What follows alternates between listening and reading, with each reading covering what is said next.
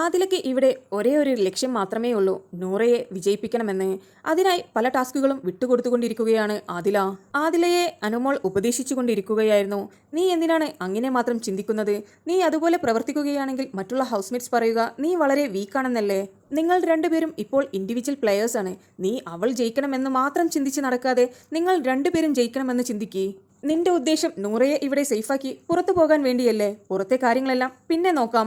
നിങ്ങൾ രണ്ടുപേരും 100 ദിവസം ഇവിടെ നിൽക്കുവാൻ വേണ്ടി ഗെയിം കളിക്കി. ഇപ്പോൾ സത്യം പറഞ്ഞാൽ കുറച്ച് ദിവസമായി നീ വളരെ വീക്കായിട്ടാണ് തോന്നുന്നത്. നീ അതിൽ നിന്നെല്ലാം ഒന്ന് മുന്നോട്ടേക്ക് വരണം. ഇവിടെ നിന്ന് പുറത്തു പോകുന്നതിനെ കുറിച്ച് ആലോചിക്കാതെ നിങ്ങൾ നിങ്ങളുടെ മുഴുവൻ എഫേർട്ടും ഗെയിമിൽ കൊടുക്കണം. ഇത് കേട്ടപ്പോൾ ആദില പറഞ്ഞു, ശരിയാണ്, ഞാനും ഇനി ഗെയിം കളിക്കുവാൻ പോവുകയാണെന്ന്. അനുമോൾ ആദിലയ്ക്കും നൂറയ്ക്കും നല്ലൊരു സുഹൃത്താണെന്ന് തെളിയിച്ച നിമിഷമായിരുന്നു അത്. നല്ല സുഹൃത്തുക്കൾക്ക് മാത്രമേ ഒരു സുഹൃത്ത് തളർന്നിരിക്കുമ്പോൾ മോട്ടിവേറ്റ് ചെയ്ത് അവനെ മുൻപോട്ട് കൊണ്ടുവരാൻ കഴിയുകയുള്ളൂ. അതുകൊണ്ട് തന്നെ ഇവരുടെ ഫ്രണ്ട്ഷിപ്പ് എന്നും നിലനിൽക്കട്ടെ എന്ന് ആശംസിക്കുന്നു. നിങ്ങൾക്ക് ബിബിയുടെ പുതിയ അപ്ഡേറ്റ്സ് അറിയുവാൻ താല്പര്യമുണ്ടെങ്കിൽ എൻ്റെ ചാനൽ സബ്സ്ക്രൈബ് ചെയ്ത് സപ്പോർട്ട് ചെയ്യുക.